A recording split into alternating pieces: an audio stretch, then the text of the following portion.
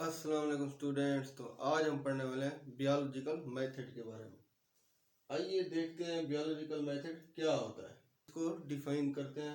A method which is used to solve the biological problem is known as biological method. यानी कि biology से मुतालिक हमको कोई भी मसला हो, यानी कि बियोलॉजी से मुराद जानदार, यानी कि जानदार से मुतालिक हमको कोई भी मसला हो तो उसको हल करने के लिए हम एक मेथड यूज़ करते हैं जिसको हम बियोलॉजिकल मेथड कहते हैं। क्योंकि ये नाम से ही ज़ाहिर है, बियोलॉजिकल यानी कि जानदारों से मुतालिक। बियोलॉजिकल मेथड जानदारों से मुतालिक मसले को हल करना। बियोलॉजिकल मेथड सिस्टमैटाइज्ड नॉलेज होता है, यानी कि ये एक मुनज़्ज़म नॉलेज होता है, तरतीब शुदा नॉलेज होता है जो एक सीक्वेंस के साथ चलता है। अब देखते हैं बियोलॉजिकल मेथड में कितने स्टेप होते हैं। फर्स्ट स्टेप है जो वो है ऑब्जर्वेशन, दूसरा स्टेप है हाइपोथेसिस, एंड जो थर्ड स्टेप है हमारे पास उसको एक्सपेरिमेंट कहते हैं। Fourth is theory and fifth is scientific law. तो इन 5 स्टेप को हम डिटेल से तफसील से पढ़ते हैं। तो जो फर्स्ट स्टेप है हमारे पास वो है ऑब्जर्वेशन। ऑब्जर्वेशन में हम क्या करते हैं, कलेक्ट रेलेवेंट इंफॉर्मेशन।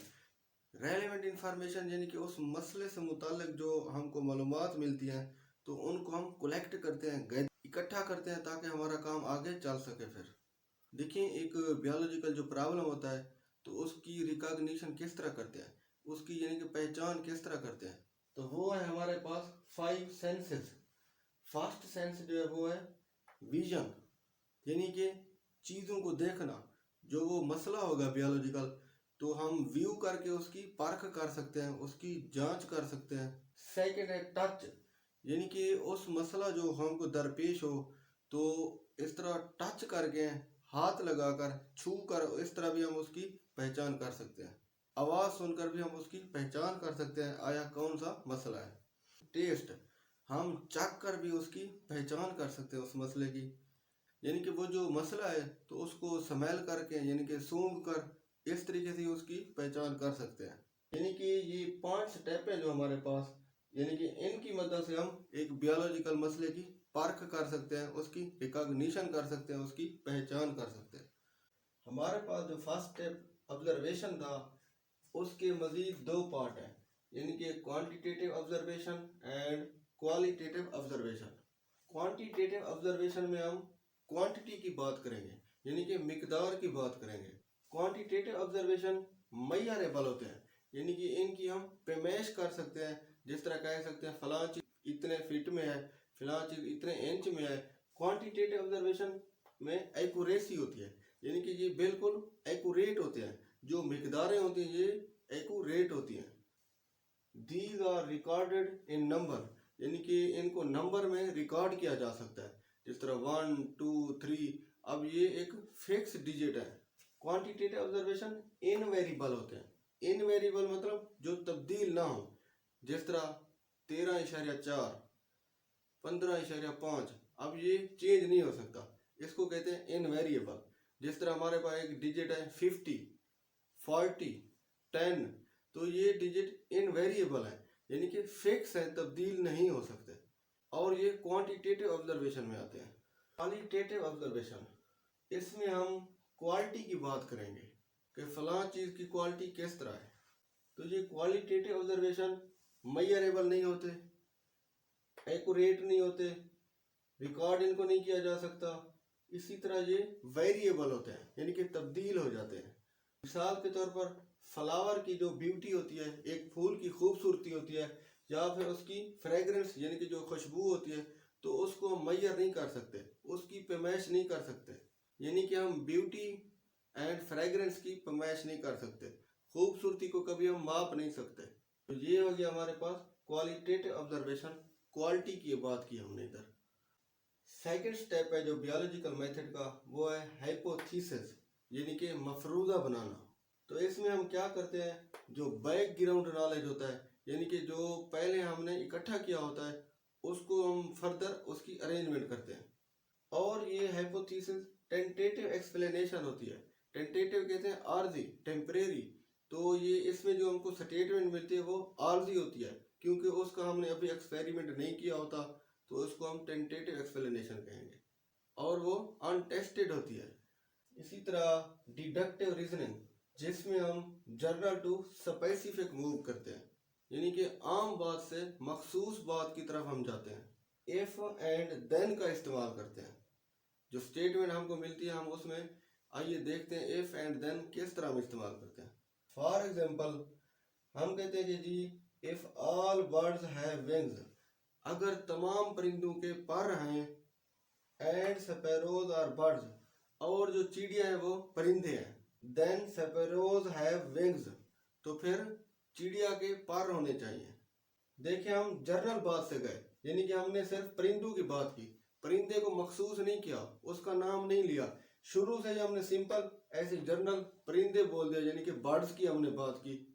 फिर आखिर में हमने कहा कि स्पैरोज हैव विंग्स, तो आखिर में हमने स्पैरोज का नाम लिया, चिड़िया का नाम लिया, यानी कि पहले हमने बर्ड्स की बात की, जर्नल यानी कि बात की, जर्नल से हम स्पेसिफिक की तरफ गए।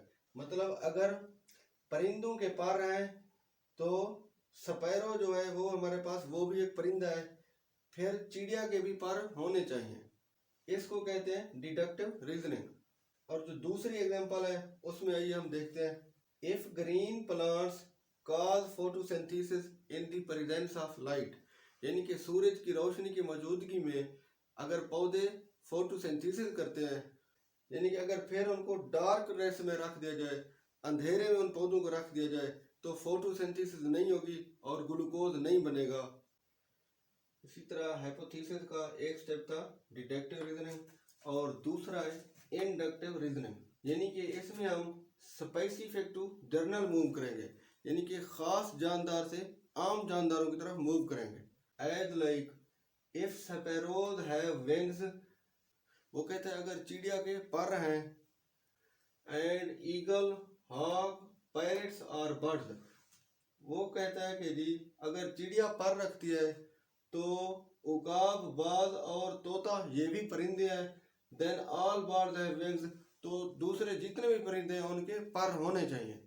नेक्स्ट है जी सम अदर वेज, यानी कि कुछ और रास्ते भी हैं, कुछ और तरीके भी हैं जिससे हम एक हाइपोथेसिस बना सकते हैं।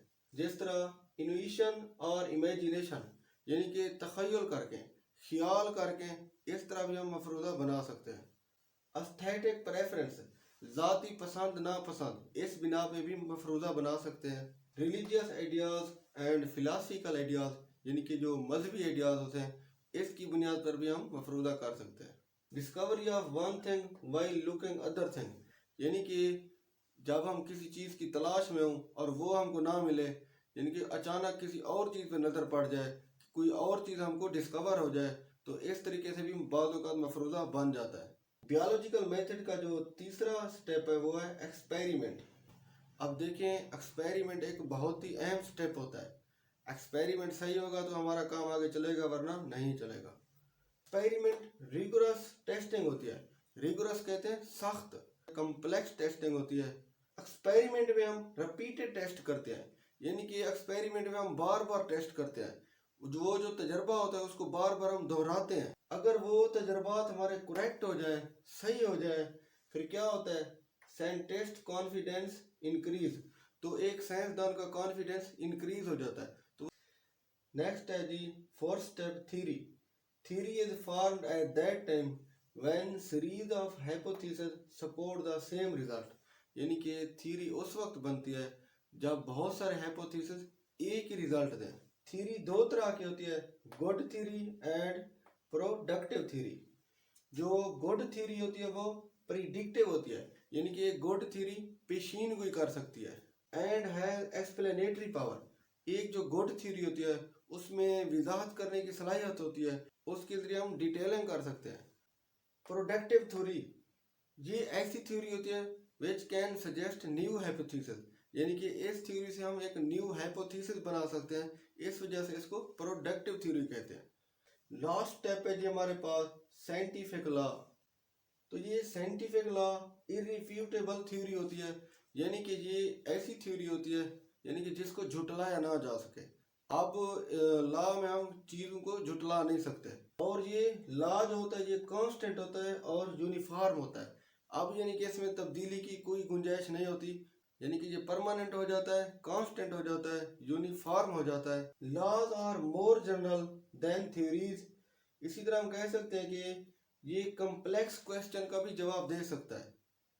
जब कोई पेचीदा सवाल आ जाए तो एक साइंटिफिक लॉ उसको फेस कर सकता है, उसको रिप्लाई दे सकता है, उसका रिस्पॉन्ड कर सकता है। जिस तरह हमारे पास हार्डी वेनबर्ग लॉ हो गया एंड मेंडल लॉ हो गया, जिनके मेंडल एक साइंटिस्ट था जिसने मटर के पौधे पे काम किया था।